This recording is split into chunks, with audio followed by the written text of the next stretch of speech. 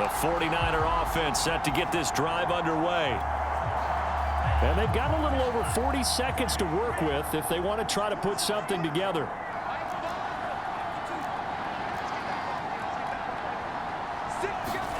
Lance now on first down. Escaping the pressure right. And he gets up near the 25 to about the 24 before going out of bounds. Unnecessary roughness, defense. Oh, man, can't do that. A little too much extracurricular there. When you have a game with a lot of contact, tensions are going to run pretty high. You're going to be emotional, but you have to harness it somehow, and he didn't on that play. Finding some room at midfield. And he'll take this to the other side of midfield before going out of bounds. And a good quarterback facing zone coverage. If he has just a little bit of time to survey the scene, that's what's going to happen. No doubt about it. If there's no pressure, he's going to continue to pick them apart because he'll have all that time to find someone open downfield. You can only cover for so long. So maybe they want to go to a zone blitz scheme, get a little bit more pressure. Remember when Carolina did that against Denver? They lost the game ultimately. They dropped the defensive end out, and he ended up with an interception in that game in Super Bowl 50. Maybe some sort of scheme like that to try and get more pressure at the passer. So how about this for field position after the big play? Inside the 15 now as they come up on 1st and 10. From the red zone now, they'll look to throw.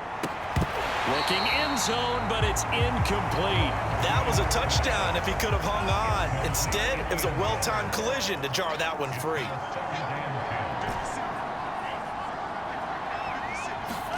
To throw on 2nd and 10. Lance eluding the pressure right. Toward the end zone, but that's going to wind up incomplete. My first thought is surprise because that's one of the better tight ends around, and I've seen him pull in balls like this before. But how about a little credit to the defense forcing that incompletion? A play fake for Sermon. Now Lance. Throw right side is going to be caught by Samuel. Now a timeout taken. Perhaps a chance for one more quick play and then another timeout if they hurry. We'll see. A chance to really cap off a big first half here as they come up on 1st and goal.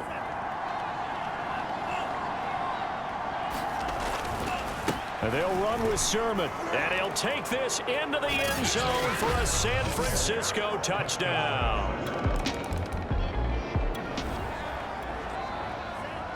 This offense ready to get back out there as they'll have the football to start the 3rd quarter. Throwing now is Lance. That's Samuel, caught left side. And he's going to be dropped following a pickup of 7 past the 30 to the 32. Everyone has their strengths, able to move to their right or their left, being able to throw the football. So that means you've got to work on both because you never know which way you're going to get flushed by pressure. In this situation, able to escape to his left and makes an accurate throw. When an offense reads blitz, doesn't matter where it's coming from, tight ends know that they become a big part of the passing game because they should be an easy outlet when all those extra bodies are trying to get to the quarterback. A hot route, so to speak. And he'll slide to a halt here, still a little shy of the first down marker. He'll get 8 on the scramble there. It'll be 2nd and a couple. Play action, now it's Lance. Oh, he'll look downfield for Kittle. And my goodness, another interception. Picked off by Jamal Adams. And the Seahawks are going to take over at their own 41. The 49er offense set to get this drive underway. Pretty important 3rd quarter drive for them. Momentum has sort of shifted the other direction after that last touchdown as they nurse this small lead. On the run, he'll let this go deep right side. And now here is another interception. Picked up by J.C. Jackson. And he'll get this back across the midfield, striping down to the 47-yard line.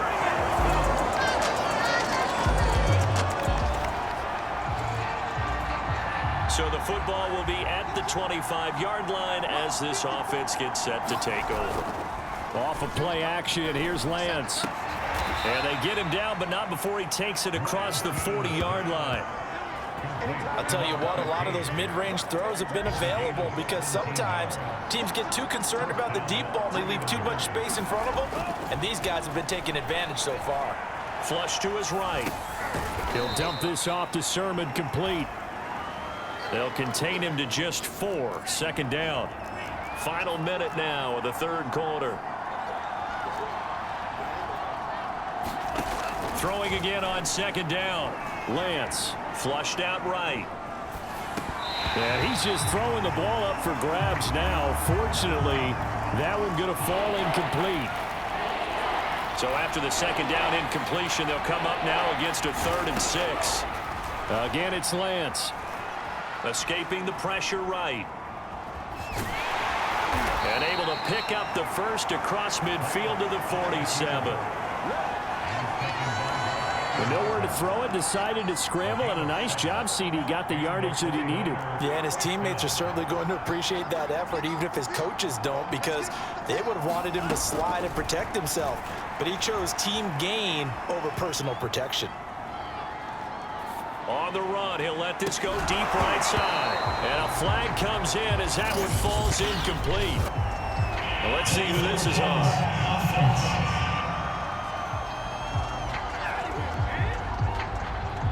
So they say no to the penalty. The incompletion stands. It'll be 2nd and 10. And what they want to do is go ahead and take those downs away from them. You never want to give extra snaps to any offense.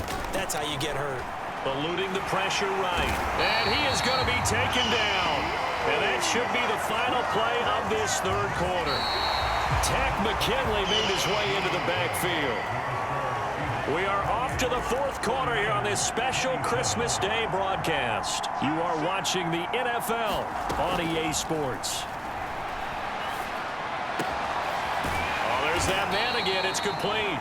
And he is going to have a Niners 1st down as they're able to get the 3rd down conversion.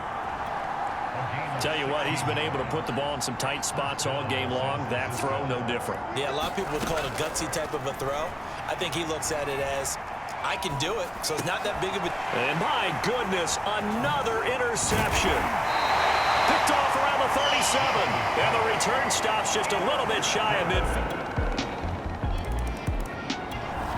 The 49er offense set to get this drive underway. And that last turnover could have proven more costly, but their defense only gave up 3. But now answering with a field goal doesn't do them much on this drive. They need to try and find the end zone. This will be caught. It's Samuel. And he's going to be out of bounds right at midfield. And here we are in the 4th quarter, partner, and watch them drive for what would be a go-ahead touchdown.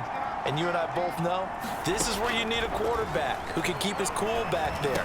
Not just for himself, but to keep the rest of the team relaxed too.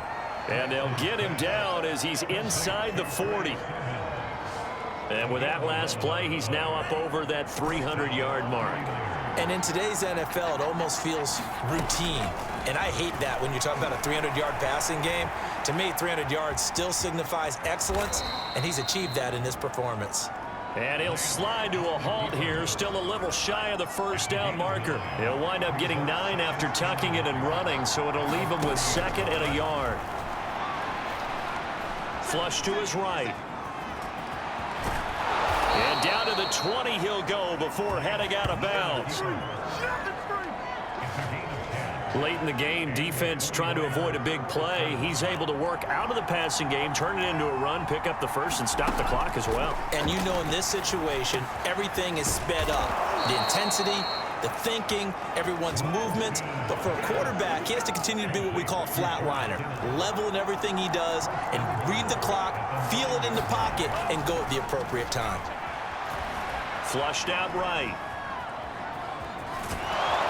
And he takes this down to about the 2 before going out of bounds. From the 2 now, 2nd and goal.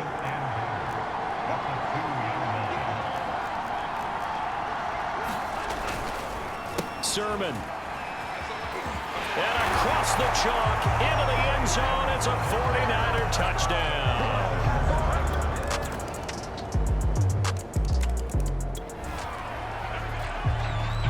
So the football will be at the 25-yard line as this offense gets set to take over. Back to throw.